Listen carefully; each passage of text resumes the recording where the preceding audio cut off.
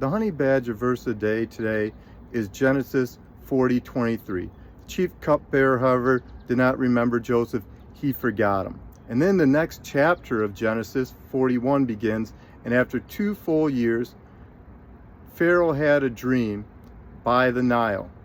And we see often in our own lives that we may feel forgotten by God. We see that Joseph ended up in a pit, Daniel ended up in the lion's den, Paul ended up in prison, and all these people were doing the will of God. And while we're in those situations, we need to believe and trust that God hasn't forgotten us. He's right there with us.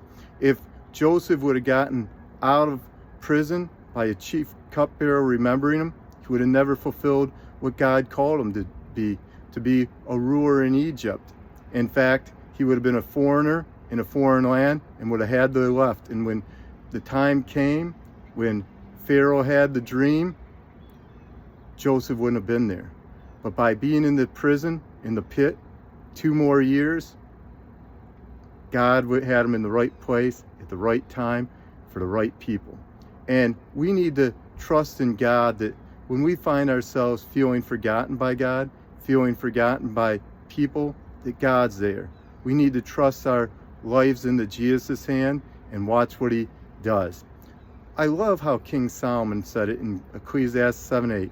The end of the matter is better than the beginning, and patience goes before pride. And the end of this story is awesome. And patience is what it took for Joseph to go from the pit, from prison, into the palace. And he was fit for the palace because God prepared him during those years of darkness, during those years of preparation to accomplish what God had called him for. In fact, the prison warden said he didn't have to pay any attention to anything under Joseph's care because the Lord was with him and gave him success in everything he did. And the Lord is with us even when we feel forgotten by him. And the end of this story is Genesis 50:19-20. And Joseph said to his brothers, "Do not be afraid. Am I in the place of God?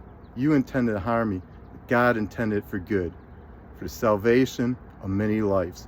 And the things God's working in you, he's doing it to bring other people into the kingdom. What are some pits you found yourselves in? What are some times you felt forgotten by God?